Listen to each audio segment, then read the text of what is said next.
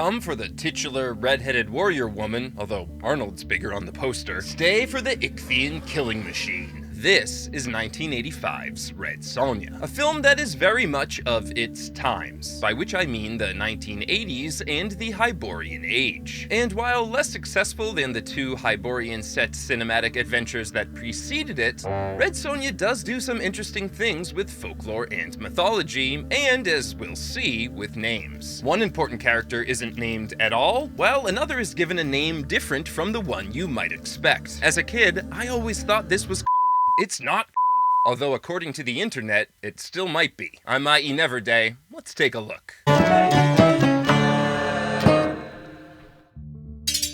In the 1985 movie, Red Sonja is a sword-wielding warrior living in the Hyborian Age who teams up with a barbarian lord who, for legal reasons, is definitely not named Conan. He's Calidore. More on that in a minute. In the comics, Red Sonja, who debuted in 1973, is a chainmail bikini-clad sword-wielding warrior living in the Hyborian Age who regularly battles alongside the actual non-discount bin Conan the Barbarian. And she's the ancestor of Mary Jane Watson because redheads. But in Robert E. Howard's 1934 short story, The Shadow of the Vulture, ostensibly the character's first appearance, Red Sonja of Rogatino is a 15th century Ukrainian-Polish saber and pistol-wielding warrior. And she's the sister of the historical Roxolana, chief consort of the Ottoman Sultan Suleiman the Magnificent. What in the folklore is going on here? Don't worry, we're going to unpack all of Red Sonja's baggage, by which I mean literary baggage, because obviously I'm not going to talk about Bridget Nielsen's and Arnold Schwarzenegger's on-set affair.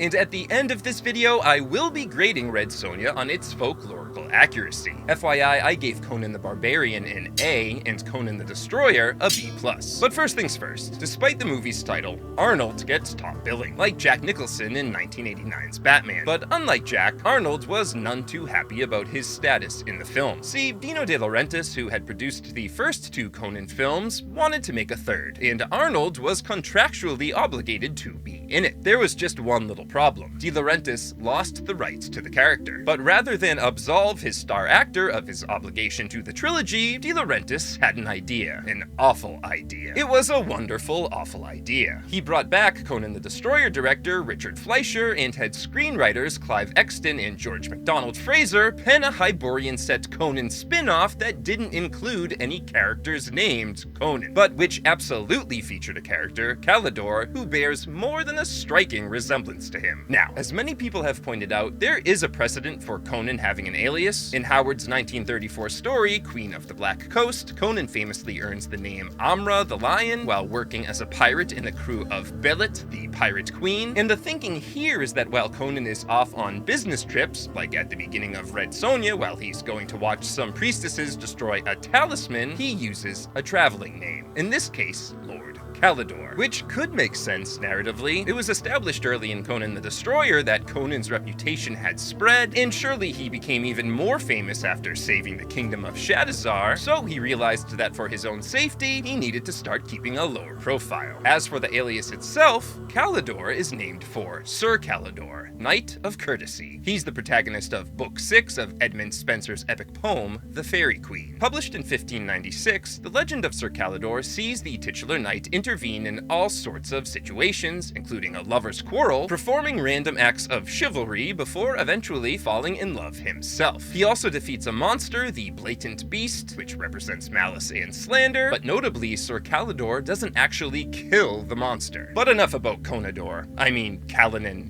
Calidore. This is Red Sonja's movie. Or rather, it was going to be until a directive was given to expand Arnold's role, which was originally intended to be little more than a cameo. Apparently, the crew was instructed to capture as much Arnold footage as possible, and it shows. And in case you were wondering, yes, I did deliberately make the first part of this video all about Arnold's character rather than Red Sonja as a meta commentary on the movie. But no more. Red Sonja is this movie's main character. And of course, the filmmakers gave her an origin story that respects her. Oh, Jesus Christ. Who would have thought that a movie produced, written, directed, shot, edited, and scored by men, although I'm not sure that last one matters so much, would result in the indelicate handling of such a tragic on-screen event? Some would argue that what follows is further proof that these filmmaker dudes didn't know how to write a compelling woman lead character. Because instead of having Red Sonja's natural human drive for revenge fuel her desire to increase her strength, you know, like in Conan the Barbarian with the whole Nietzsche will to power, do everything without the help of Crom thing, in this movie, an unnamed female deity spirit narrator just imbues our hero with a super strong sword arm. But to be fair, which I always am, a lot of this is in the Red Sonja source material. Not in Robert E. Howard's material, mind you, but in comic writer Roy Thomas's. Thomas is the guy who plucked Howard's Red Sonja of Rugatino from the early days of the Ottoman-Habsburg Wars, combined her with another 16th century swordwoman created by Howard, Dark Agnes de Chastillon, and set this new amalgamated character in Howard's Hyborian Age. And yes, the movie, to a large extent, lifted Red Sonja's origin story directly from the comics, with one notable exception. In the comics, that female deity spirit narrator has a name, Scáthach, although Sonja's people, the Hyrcanians, also refer to her as the Red Goddess. In Irish mythology, or Gaelic mythology I should say, Scáthach isn't a goddess. She's something way cooler in my opinion. Scáthach is a Scottish warrior who runs a world-renowned martial arts academy out of the Dún Scath, Fortress of Shadows, on what is believed to be the Isle of Skye. She is the one who teaches Cuchulainn, one of Ireland's most celebrated mythical heroes, how to throw his most famous weapon, the Gaebulach, or belly spear. Is it just me, or was this a huge missed opportunity? Why give Sonja her strength and have her train with some dude, the imaginatively named Grand Master, when you already had a mythical character known for trading great warriors right here? Why not name her? Why not call her Scáthach? You could keep the goddess angle too, that's fine. But instead of this one and done fairy godmother stuff, make her a real character who imparts divine wisdom, not divine power, and who teaches Red Sonja how to wield a sword. Okay, rant over. Time for a new rant. What's the deal with the talisman and those priestesses? Don't get me wrong. Visually, this scene is stunning. And the High Priestess Kendra does tell us that the God of Gods used the talisman to create the world and all things, but now it's grown too powerful and must be destroyed lest it destroy the world. Oh, right, and only women can touch it. That's quite the MacGuffin. It's giving Pandora's box, that infamous container from Greek mythology that unleashes suffering upon the world after being opened by a woman. It's giving Ark of the Covenant, that infamous container from Judeo-Christian mythology that nobody is allowed to touch lest it kill you. In fact, don't even look at it. It's also giving a bit of the old Omphalos of Delphi, i.e. the navel of the world, which according to Greek mythology is a stone artifact Zeus used to mark the center of the earth, which he calculated with the help of two eagles. It's believed that removing the stone from Delphi, seat of the High Priestess Pythia, the Oracle of Delphi, could result in humanity being disconnected from the divine. But for my money, the Red Sonja talisman's closest literary equivalent is, of course, the One Ring from Tolkien's Lord of the Rings. Think about it. What happens when that dude touches the talisman? He disappears. And what are our protagonists trying to do with the talisman? That's right, throw it into some liquid hot magma.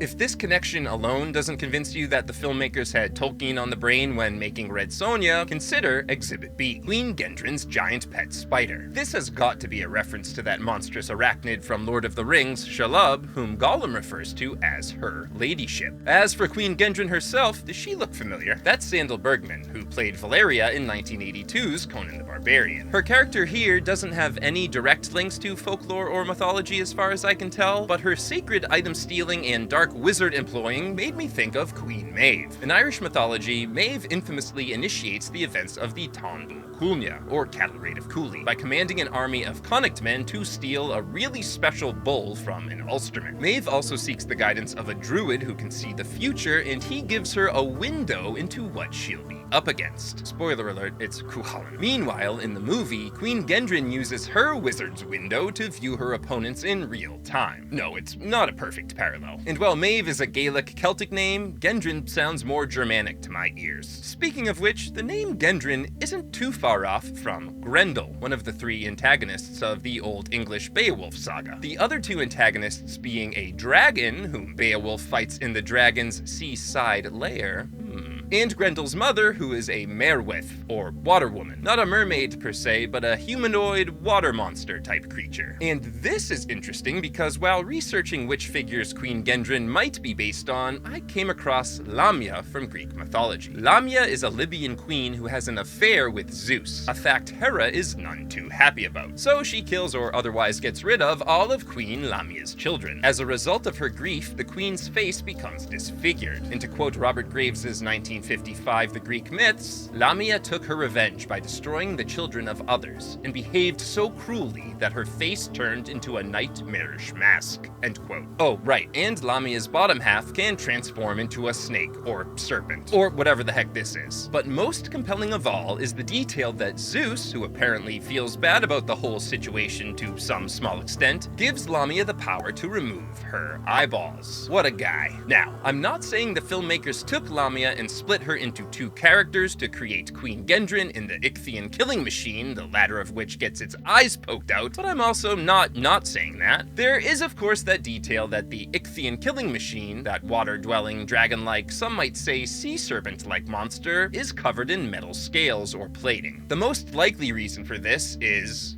the 80s. 1981's Clash of the Titans popularized the idea of putting mechanical beings in mythical settings, while 1984's Terminator, with none other than Arnold Schwarzenegger in the title role, established that some robots are really hard to kill. This strange alchemy is what led to Arnold delivering that classic line in 1985's Red Sonja, "I can't kill it, it's a machine!" But assuming the filmmakers actually did some research here, their Icthyan killing machine may have been inspired by the biblical Leviathan. To quote Job 41:13-17, "Who can uncover its outer covering? Who can penetrate to the inside of its armor? Who can open the doors of its mouth? Its teeth all around are fearsome. Its back has rows of shields, shut up closely together as with a seal. Each one is so close to the next that no air can come between them. They lock tightly together, one to the next. They cling together and cannot be separated." End quote. And I'd be remiss not to mention that even the name Icthyan is a riff on the Greek ichthys, meaning Jesus fish. Okay, no, that's not a direct translation, but the word refers to that symbol. There's also Fáfnir from Norse mythology, a dwarf turned serpent or worm, which is the Germanic equivalent of a dragon. In the Eddic poem Fáfnismal, Fáfnir is depicted as flightless, he dwells in water, and, to quote the serpent himself, "The fear helm I wore to affright mankind, while guarding my gold I lay. Mightier seemed I than any man, for a fiercer never I found." End quote. This has been interpreted as Fáfnir wearing a super cool helmet, essentially, the helmet of awe or the helmet of terror, and later the hero Sigurd alludes to this metal armor when he calls Fáfnir a quote, "glittering worm." Meanwhile, the monster's neck frill resembles that of the Nāga, a dragon/water spirit/water serpent that is venerated in Hindu and Buddhist traditions. And it should be noted that metal sculptures of Nāgas can be found across Asia and beyond.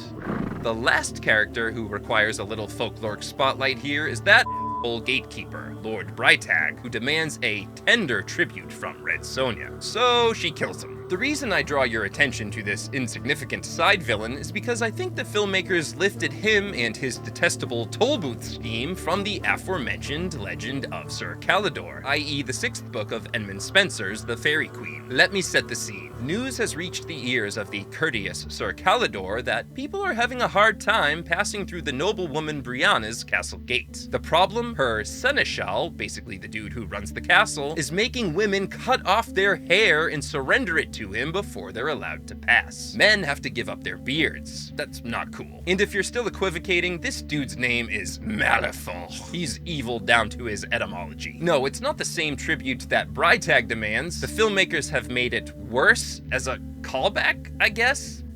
But the end result is the same. The hero kills the bad guy, and the gate is opened. But let's face it, I also wanted to talk about Red Sonja's Brytag scene because that's Pat Roach. He played the evil wizard Toth Amon in Conan the Destroyer. He played Hephaestus, the god who builds the mechanical owl Bubo in Clash of the Titans. And he played henchman in all of the good Indiana Jones movies. Which leads me to one final question I want to propose to all of you before grading this metallic beast of a film. How many actors from 1981's Raiders of the Lost Ark can you identify in 1985's Red Sonja? And who are they? Leave your answers in the comments. And now for Red Sonja's folklorical accuracy grade. I'm going with a solid B-. There's some good stuff in here, but overall, I wanted more. Not more exposition, more exploration, and more participation from folkloric figures, namely Scáthach. And if you want to vote on the topic of my next video, subscribe to the Folklore and Film channel, and turn on notifications. Show your support by leaving a like and commenting CRUM! As always, my name is I.E. Neverday, editor of the Celtic fantasy short story anthology, Neon Druid. Thanks for coming out.